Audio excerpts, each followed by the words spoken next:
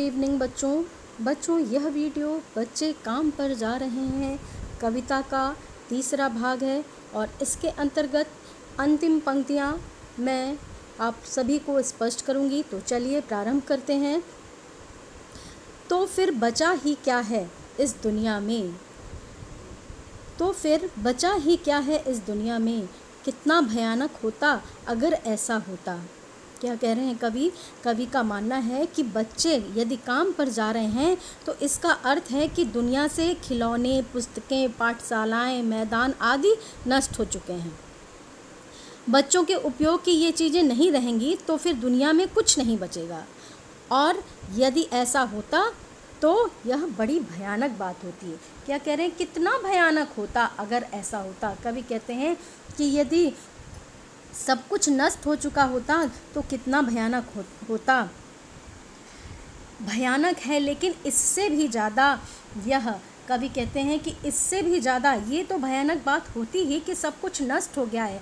खेले, किताबें, आंगन, मैदान, सब कुछ नष्ट हो गया, ये तो भयानक बात है। लेकिन इससे भी ज़्यादा भयानक बात क्या है, वह यह है कि हैं सारी चीज़ें हस्ब मामूल। हस्ब मामूल का मतलब होता है यथावत, वैसी ही है जैसी कि होनी चाहिए, यानी as it is, as they are. तो कवि कहते हैं कि बच्चों के उपयोग की जो चीज़ें हैं वो यदि नहीं रहेंगी तो दुनिया में फिर कुछ नहीं बचेगा, और यदि ऐसा होता है तो ये बहुत बड़ी भयानक बात होगी। पर ये सारी चीज़ें हैं हस्ब मामूल, किंतु विडंबना ये है कि ये सारी चीज़ें वैसी की वैसी हैं जैसी इस धरती पर थीं, यानी कि ये सभी चीज़ें नष्ट नहीं हुई हैं। लेकिन दुर्भाग्य से ये चीज़ें इन ज़रूरतमंद बच्चों को नहीं मिल पा रही है। जो इन बच्चों को प्राप्त होनी चाहिए ये वस्तुएं इनको नहीं मिल पा रही हैं, भले ही उनका अस्तित्व मिटा नहीं हो। जो कि और भी भयंकर बात है, यानी जब वस्तुएं नष्ट हो जाती तो ये भयानक होता, लेकिन उससे भी ज़्यादा भयानक ये है कि वो सभी वस्तुएं, वे सभी खेल खिलौने, बच्चों के पढ़ने लिखने की पुस्तकें, आंगन, मैदान, सब कुछ जैसे का तैसा है, और फिर भी ये सब बच्चों को नहीं मिल पा रही हैं। ये सब जैसे का तैसा होना और बच्चों को ना मिल पाना, ये उससे भी बड़ी बात है कि ये सब नष्ट हो गया है। यानी इन सारी सुविधाओं के रहते हुए भी बच्चे काम पर जा रहे हैं, पर दुनिया की हजारों सड़कों से गुजरते हुए बच्चे, अंतिम पंक्तियों में कह रहे हैं कवि की, पर दुनिया की हजारों सड़कों से गुजरते हुए। हजारों क्यों कहा, यानी ये सिर्फ हमारे देश की समस्या नहीं है, ये कई देशों की समस्या है। जितने भी विकासशील देश हैं, हर देश की ये समस्या है कि वहाँ पर बच्चे बाल मजदूरी करने के लिए विवश हैं। समूचा विश्व जिसमें गरीब देश हैं, उन सभी में अनेक गरीब देशों की ये समस्या है, और ये एक चिंतनीय समस्या है जिस पर हम सभी को विचार करना होगा।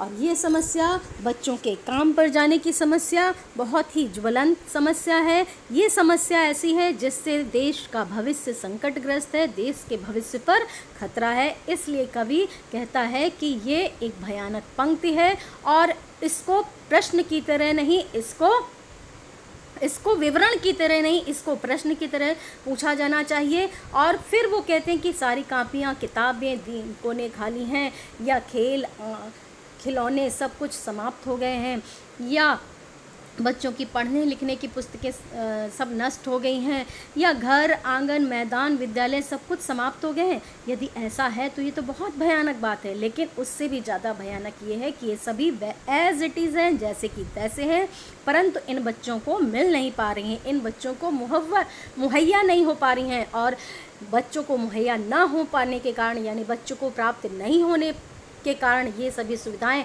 बच्चे का भविष्य, बच्चों का भविष्य अंधकारमय हो रहा है, और यदि बच्चों का भविष्य अंधकारमय है तो देश का भी भविष्य अंधकारमय होगा। इसीलिए ये कविता लिखते हुए, इस कविता के माध्यम से कवि ने समाज की इस ज्वलंत समस्या को उजागर किया है कि हम इस पर सोचें कि ये छोटे छोटे बच्चे काम पर जा रहे हैं, जो बहुत छोटे बच्चे हैं, आर्थिक तंगी के कारण काम पर इनको जाने के लिए विवश होना पड़ रहा है।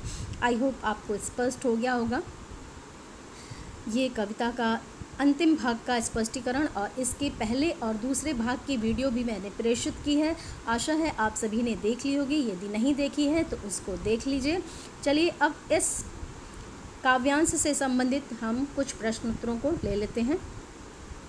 तो पहला प्रश्न है इसमें, अगर ऐसा होता के माध्यम से, यानी ये पंक्ति इन्होंने दी है कवि ने, कि अगर ऐसा होता के माध्यम से कवि ने क्या संकेत किया है। यानी कवि कहता है कि अगर ऐसा होता, तो इस पंक्ति के माध्यम से राइटर कह रहे हैं कि कवि ने क्या संकेत किया है। तो कवि ने यही संकेत किया है कि बच्चों के खेलने की गेंदें, पढ़ने की रंग बिरंगी पुस्तकें, खेलने के खिलौने, पढ़ने लिखने के विद्यालय और खेलने के स्थान, बाग बगीचे, आंगन आदि यदि नष्ट हो जाते तो स्थिति कितनी भयंकर होती और दुनिया कितनी बेजान होती। ठीक है, तो इस पंक्ति के माध्यम से कवि यह संकेत कर रहे हैं। नेक्स्ट क्वेश्चन है, इससे भी ज़्यादा भयानक स्थिति क्या है। इससे भी ज़्यादा भयानक स्थिति क्या है? तो इससे भी ज़्यादा भयानक स्थिति यह है कि सभी आवश्यक चीज़ें होने के बाद भी दुनिया के अनेक गरीब देशों के ज़रूरतमंद बच्चों को ये सभी चीज़ें उपलब्ध नहीं हो पा रही हैं। ठीक है, देखिए मैंने काव्यांश से संबंधित ये जो प्रश्न आप लोगों से पूछे हैं, ये बहुत ही सिंपल वे में पूछे हैं। इसके क्वेश्चन आंसर्स आप सभी ने बहुत ही डिटेल में कर लिए होंगे, मुझे आशा है, और यदि नहीं किए हैं तो उसका PDF मैं प्रोवाइड करा दूंगी। और ये जो अभी डिस्कस कर रही हूँ बहुत ही सिंपली, बहुत ही आसान तरीके से कर रही हूँ, ताकि एक व्यू बन जाए, आपको आंसर लिखने का एक व्यू बन जाए, और आप कहीं से भी क्वेश्चन पूछा जाए आप उसको कर सकें। नेक्स्ट क्वेश्चन है कि इससे भी ज़्यादा भयानक स्थिति है कि सारी बच्चों को नहीं मिल पा रही हैं। ठीक है, और थर्ड क्वेश्चन है हमारा, बच्चों के काम पर जाने से कवि चिंतित क्यों है। तो बच्चों के काम पर जाने से कवि चिंतित इसलिए है क्योंकि पढ़ने लिखने की उम्र में बच्चों को काम करना पड़ रहा है। वे अनपढ़ रह जाएंगे, उन्हें काम करने को से फुर्सत ही नहीं मिलेगी कि वो पढ़ाई लिखाई करें, वे अनपढ़ रह जाएंगे, और इनका अनपढ़ रहना स्वयं इनके लिए तथा समाज के लिए और देश के लिए घातक है। इसलिए बच्चों के काम पर जाने से कवि चिंतित है। नेक्स्ट क्वेश्चन है, दुनिया की हजारों सड़कों से गुजरते हुए बच्चे से क्या आशय है। तो इस पंक्ति से ये आशय है कि छोटे छोटे बच्चों का काम पर जाना किसी देश विशेष की समस्या नहीं है, यानी किसी सिर्फ ये हमारे देश की समस्या नहीं है, बल्कि ये समस्या समूचे विश्व के अनेक गरीब देशों की समस्या है, जहाँ पर बच्चे बाल श्रमिक हैं, जहाँ पर बच्चों को विवश होना पड़ता है काम करने के लिए, जहाँ पर उनके माता पिता को विवश होकर के बच्चों को काम पर भेजना पड़ता है। फिर उसके पश्चात लास्ट हमारा क्वेश्चन है, बच्चे बहुत छोटे बच्चे में कौन सा अलंकार है। ठीक है, तो छोटे छोटे में पुनरुक्ति प्रकाश अलंकार प्लस हमारा अनुप्रास अलंकार आ जाएगा, और बच्चे बहुत ब की आवृत्ति हो रही है तो ये हमारा अनुप्रास अलंकार में आ जाएगा। छोटे छोटे में पुनरुक्ति प्रकाश अलंकार है। तो बच्चों आई होप आप सभी को ये सरल सा, साधारण सा, बहुत ही सिंपल तरीके से किया गया स्पष्टीकरण तथा छोटे छोटे क्वेश्चन आंसर्स के माध्यम से मैंने आपको उस स्पष्टीकरण को और भी अच्छे से समझाने की कोशिश की है। आशा है आप सभी को समझ में आ गया होगा ये काव्यांश। और यदि आप सभी के कुछ अन्य सुझाव हैं तो मुझे कमेंट बॉक्स में ज़रूर लिखें। आपको यह वीडियो कैसी लगी, स्पष्टीकरण कैसा लगा, इसको ज़रूर लिखें। और आप सभी जब आंसर्स करें तो इन बिंदुओं को भी ध्यान में रखें, और जो आप लोगों को रिटन में कराया गया है उसको भी ध्यान में रखें, ताकि आपका उत्तर ठोस एक तैयार हो सके और पूरे अंक आप प्राप्त कर सकें। बहुत बहुत धन्यवाद।